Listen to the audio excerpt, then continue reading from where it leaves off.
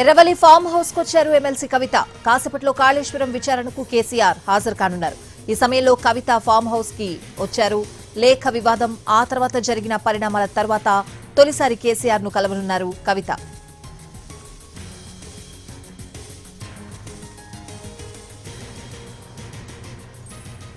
Erravalli farm house కొచ్చారు MLC కవిత. కాసేపట్లో కాళేశ్వరం విచారణకు కేసీఆర్ హాజరు కానున్నారు. ఈ సమయంలో కవిత ఫామ్ హౌస్ కి చేరుకున్నారు. లేఖ వివాదం ఆ తర్వాత జరిగిన పరిణామాల తర్వాత తొలిసారి కేసీఆర్ ను కలవనున్నారు కవిత.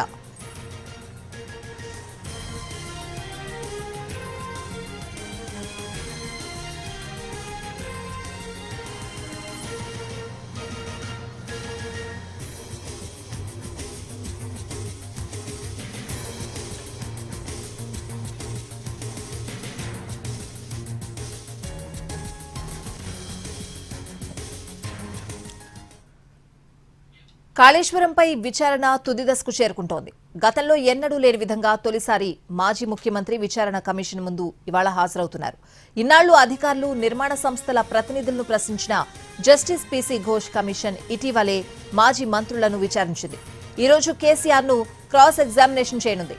బూర్గుల రామకృష్ణారావు భవన్లో ఉదయం 11:30కు ఈ విచారణ ప్రారంభం కానుంది.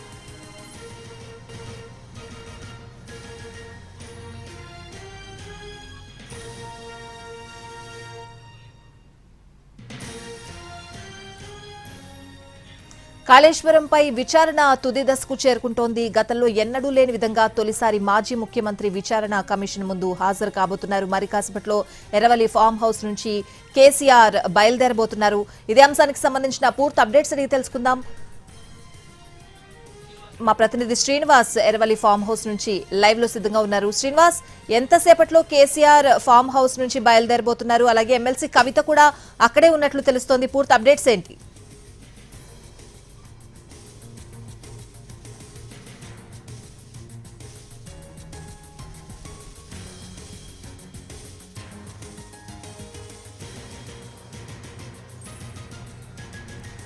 కాళేశ్వరంపై విచారణ తుది దశకు చేరుకుంటోంది. గతంలో ఎన్నడూ లేని విధంగా తొలిసారి మాజీ ముఖ్యమంత్రి విచారణ కమిషన్ ముందు ఇవాళ హాజరవుతున్నారు. ఇన్నాళ్లు అధికారులు, నిర్మాణ సంస్థల ప్రతినిధులను ప్రశ్నించిన జస్టిస్ పీసీ ఘోష్ కమిషన్ ఇటీవలే మాజీ మంత్రులను కూడా విచారించింది. ఈ రోజు కేసీఆర్ ను క్రాస్ ఎగ్జామినేషన్ చేయనుంది.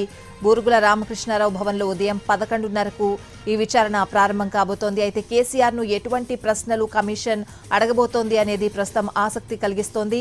కేసీఆర్ కూడా ఫామ్ హౌస్ నుంచి మరి కాసేపట్లో బయలుదేరే అవకాశం కనిపిస్తోంది. ఇదే అంశానికి సంబంధించిన పూర్తి అప్డేట్స్ అడిగి తెలుసుకుందాం. మా ప్రతినిధి శ్రీనివాస్ ఎర్రవల్లి ఫామ్ హౌస్ నుంచి లైవ్ లో సిద్ధంగా ఉన్నారు. శ్రీనివాస్, ఎంతసేపట్లో కేసీఆర్ బయలుదేరే అవకాశం కనిపిస్తోంది? స్వాతి, మరి కాసేపట్లోనే మాజీ సీఎం కేసీఆర్ తన నివాసం ఏదైతే ఉందో ఎర్రవల్లి ఫామ్ హౌస్ నుంచి కాళేశ్వరం కమిషన్ విచారణకు హాజరవుతారు. ఉదయం 9 గంటల ప్రాంతంలో, అంటే మరి కాసేపట్లోనే ఇక్కడ నుంచి బయలుదేరే అవకాశం అయితే మనకు కనిపిస్తూ ఉంది. తెలంగాణ రాజకీయాల్లో ఈరోజు మనం కీలక ఘట్టంగా అని చెప్పుకోవచ్చు. గతంలో ఎన్నడూ లేని విధంగా ఒక మాజీ సీఎంను ఈరోజు అయితే ఒక కమిషన్ ఎదుట విచారణకైతే హాజరు కాబోతున్నారు. అయితే కాళేశ్వరం కమిషన్ ఎదుట ఇప్పటికే కూడా ఈ నెల 5న మాజీ మంత్రి మల్కాజ్గిరి ఎంపీగా ఉన్నటువంటి ఈటెల, అదేవిధంగా 9వ తేదీన మాజీ మంత్రి హరీష్ రావు, అప్పుడు ఇరిగేషన్ శాఖ మినిస్టర్గా ఉన్నారు.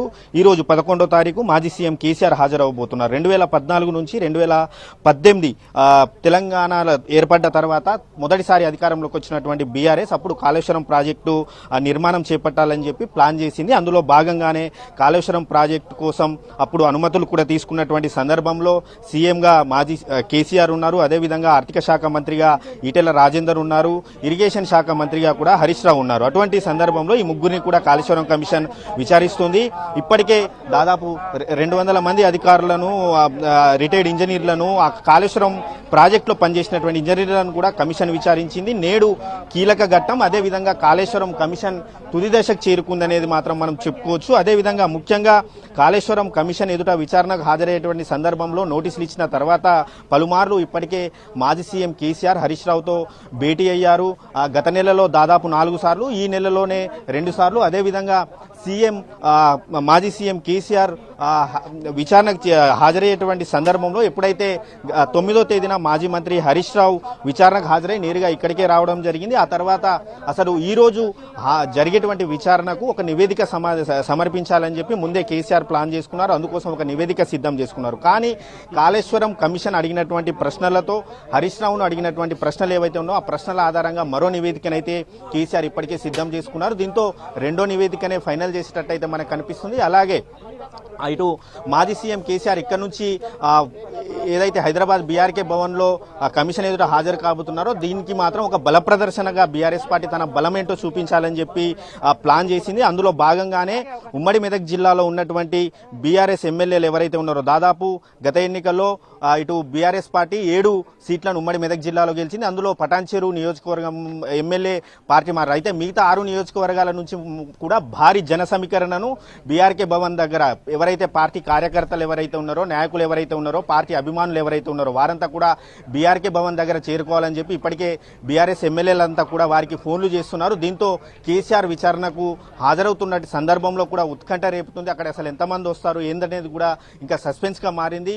మరి కాసేపట్లోనే మాజీ సీఎం కేసీఆర్ మాత్రం ఇక్కడ నుంచి వెళ్లబోతున్నారు. ఇప్పటికే ఫామ్ హౌస్ లో మాజీ మంత్రి హరీష్ రావు, వేముల ప్రశాంత్ రెడ్డి ఇద్దరు మంత్రులు కూడా ఇక్కడే ఉన్నారు. మాజీ మంత్రులు ఇక్కడే ఉన్నారు. నిన్న మధ్యాహ్నం వచ్చినటువంటి హరీష్ రావు, ప్రశాంత్ రెడ్డి ఇద్దరు కూడా ఇక్కడే ఉన్నారు. మరి కాసేపటి క్రితమే ఎమ్మెల్సీ కవిత కూడా వచ్చింది. ఎప్పుడైతే ఎమ్మెల్సీ కవిత లేక బయటికి వచ్చిందో ఆ బయటికి వచ్చిన తర్వాత కేసీఆర్ ను కలవడానికి ఎమ్మెల్సీ కవిత ప్రయత్నించినప్పటికీ అపాయింట్మెంట్ దొరకలేదన్న ప్రచారం జరిగింది. కానీ మొదటిసారి ఎప్పుడైతే కవిత లేక బయటకు వచ్చిన తర్వాత ఆ అంశం బయటకు వచ్చిన తర్వాత మొదటిసారి కూడా కవిత తన భర్తతో కలిసి కాసేపటి క్రితమే ఫామ్ హౌస్ లోకి వెళ్ళింది. అదేవిధంగా ఖమ్మం రాజ్యసభ సభ్యులు వద్దిరాజు రవిచంద్ర, బీఆర్ఎస్ నేత ఆర్ఎస్ ప్రవీణ్ కుమార్ కూడా కాసేపటి క్రితమే ఫామ్ హౌస్ లోపలికి వెళ్లారు. అయితే ప్రధానంగా కాళేశ్వరం కమిషన్ అంశం గురించే ఇప్పుడు ప్రస్తావన వచ్చే అవకాశం ఉంది. కానీ కవిత ఎపిసోడ్ చర్చకు వస్తుందా లేదా అన్నది మాత్రం చూడాల్సి ఉంటుంది. మొత్తంగా మరి కాసేపట్లో మాత్రం మాజీ సీఎం కేసీఆర్ ఇక్కడ నుంచి విచారణకైతే బయలుదేరతారు. Swathi. Right Srinivas, thanks for the updates.